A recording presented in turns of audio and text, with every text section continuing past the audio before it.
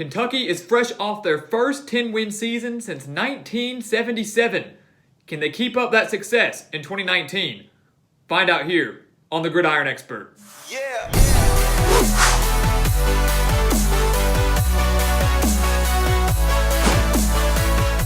I don't think anyone saw Kentucky coming last year. Mark Stoops and the Wildcats won 10 games for the first time since 1977 and clinched their first bowl win since 2008 with that thrilling Citrus Bowl victory over Penn State.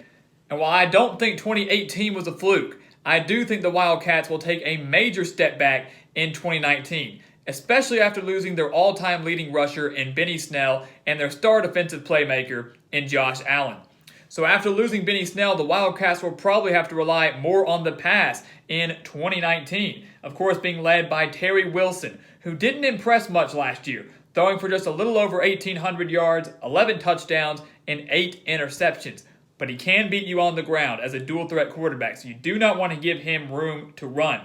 They do return their leading wide receiver, though, and Lynn Bowden as well, so this Kentucky passing attack should improve statistically from 2018, while the rushing game could take a little bit of a step back this season.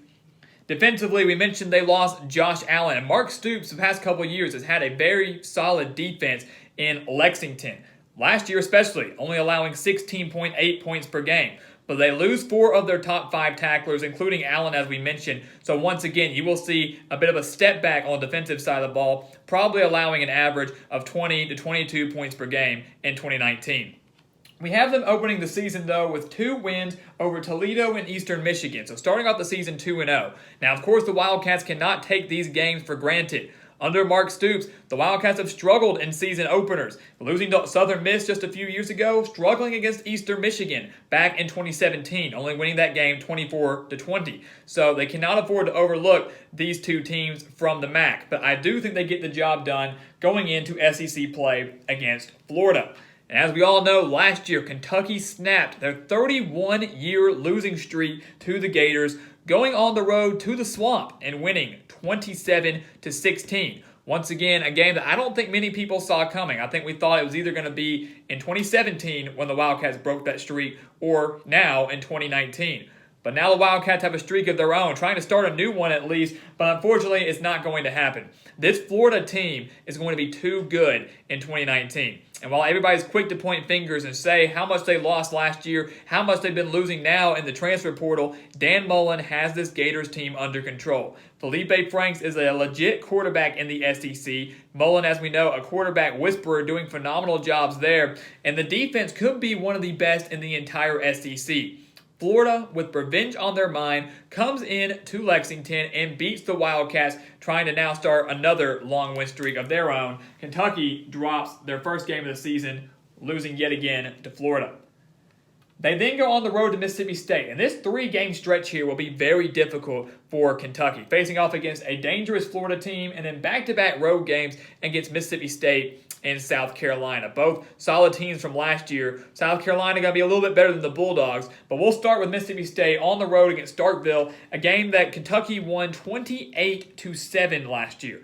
They held Mississippi State to just 44 yards in the entire second half, and Benny Snell had himself a night, rushing the Kentucky team for over 220 yards. But this Mississippi State team, while they do lose a lot of defensive playmakers to the NFL, while they do lose their star quarterback in Nick Fitzgerald, but this game in Starkville, I think the Bulldogs get the win. Joe Moorhead needs every single win he can get in 2019 after a disappointing 2018.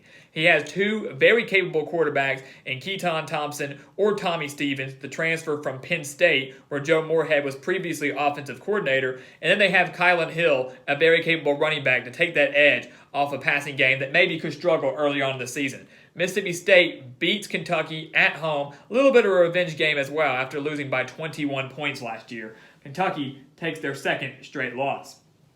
They then go on the road to face off against South Carolina. And South Carolina is a team that I've said over and over again has a lot of talent in 2019. But that talent just might not show because they face the most difficult schedule in the entire nation. I love Jake Bentley. I love his crew of wide receivers, Rico Dowdle, and a defense that returns 7 starters and is always usually fairly potent under Will Muschamp. But you're not going to see South Carolina win 9 or 10 games with that talent because their schedule's too tough. But one of those wins that they do get will come at home against Kentucky. The Wildcats simply do not have enough this year. They beat them by 14, but Williams-Brice Stadium, one of the toughest places to play in the entire SEC East. Jake Bentley, in his final year as a Gamecock, has himself a day against this Kentucky defense that, like I said, will take a step back. And I think the Gamecocks get a clutch win with Will Muschamp, and Kentucky drops their third in a row. They're sitting at 2-3. And you know by this point, everybody's going to be saying that 2018 was an absolute fluke, that Kentucky just won 10 games based on luck or a weak schedule. And I'm here to tell you once again, that is not the case. They're going to take a step back, but last year was not a fluke. They get a bye week on October 5th, going into a home game against Arkansas. And this game is crucial for Kentucky, not only to end their 3-game losing streak, but it could go a long ways in seeing if they can reach the postseason and get bowl eligibility. The Razorbacks are also coming off a bye week coming into this game, and like Kentucky, this is a crucial game for Arkansas if they want to get to a bowl game. They will be much more experienced in 2019 and much better in 2019 after that abysmal 2-10 season in Chad Morris's first year. They have Ben Hicks and Nick Starkel, 2 transfer quarterbacks coming in. Their running game will be dominant this year, led by Rakeem Boyd and Devwa Whaley. And their defense in year 2 under John Chavis returns quite a bit of talent, especially at the linebacking core, and will give some teams some issues in 2019. This is a winnable game for Arkansas. But Kentucky, having home field advantage, even though I have faith in Arkansas's quarterbacks, I think Terry Wilson owns the quarterback edge there. And even though they both come off a bye week, it's going to benefit Kentucky more in this one. The Wildcats get a key win over the Razorbacks in a close one that I would not be surprised to see Arkansas win. But I'm going to give the Wildcats the win here. They are 3-3. They then go on the road, though, to face off against Georgia. And last year's game against the Bulldogs, we all know, that was basically the SEC East championship game. Kentucky got to host the Bulldogs in a top 15 showdown. Kentucky right on the outskirts of the top 10 and lost 34-17 to Georgia. They were simply overmatched and overpowered, but it was one of the biggest games in Kentucky football history. This year it's on the road against Georgia. And unlike Kentucky, Georgia doesn't lose that much. They return their star quarterback in Jake Fromm. DeAndre Swift is back. The only issue that Georgia really has to figure out in 2019 is building chemistry with a brand new crew of wide receivers because they lose their top 5 from 2018. But this game in Athens, by far one of the most difficult places to play in the SEC. Kentucky does not have enough. They couldn't beat them last year with the team that they had at home. They're not going to beat them this year on the road. Kentucky falls to the Bulldogs. So they have 4 wins right now. They need 2 more just to get to bowl eligibility. They've got Missouri and Tennessee and Louisville. So 3 games remaining at home outside of that UT Martin game. And this Missouri game last year was an absolute thriller. Kentucky winning on the road in Columbia 15-14 in a very controversial finish, if you want to call it that. I know Missouri fans will say one thing, Kentucky fans will say another. But in the end, the Wildcats escaped with a thrilling 1-point victory. And this year, I think they get another win over the Tigers.